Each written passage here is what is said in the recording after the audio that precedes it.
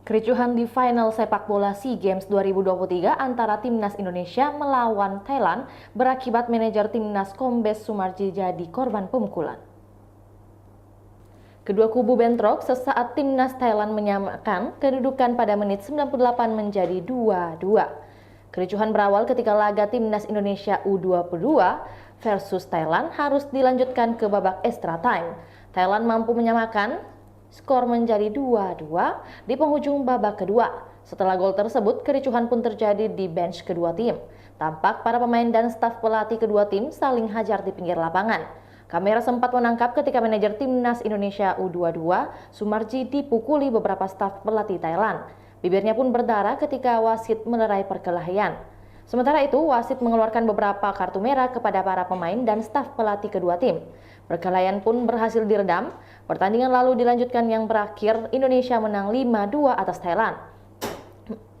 Meski menang, netizen Indonesia sepertinya tetap tidak menerima tindakan pemukulan terhadap manajer Timnas. Mereka pun ramai menyerbu akun Instagram resmi Timnas Thailand. Sayangnya kolom komentar langsung dinonaktifkan.